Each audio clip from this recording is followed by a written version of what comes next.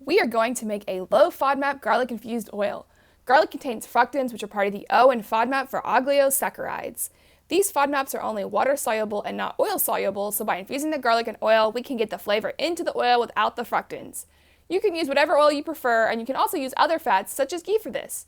Just make sure that you are using a fat because the FODMAPs will leach into water. To start, we're going to heat some oil on the stove.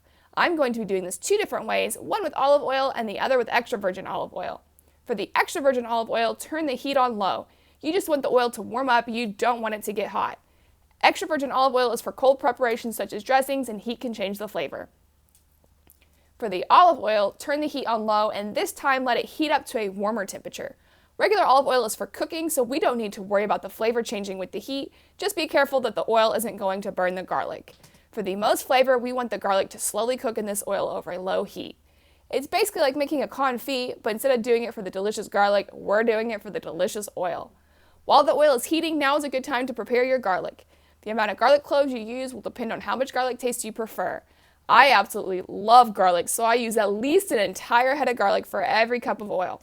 Because I love garlic, I also smash the cloves to increase the surface area and give more garlic flavor. If you want a more subtle taste, you can leave the cloves whole. If you choose not to smash your garlic, you don't have to completely peel the cloves since we're going to strain out the garlic later anyway. You can leave some of the skin on and just cut them in half. Once you've finished preparing your garlic, add it to the oil and cover the saucepan with the lid. I'm also going to add some fresh rosemary and thyme to the extra virgin olive oil. If you add herbs, make sure they are completely dry. Remember, we don't want any water in this. Once the extra virgin olive oil is warm, turn off the heat, remove it from the burner, and let it steep for a couple hours. For the olive oil, we want the oil to slightly sizzle without letting it get too hot and burning the garlic. Look for the garlic to turn a golden color. This could take around an hour. Once the garlic has started to become beautifully golden, turn off the heat but leave the pan covered. Leave it on the hot burner to steep for a couple hours and completely cool down.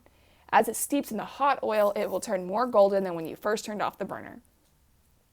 Once the oils have steeped for a couple hours and completely cooled, it is time to strain them.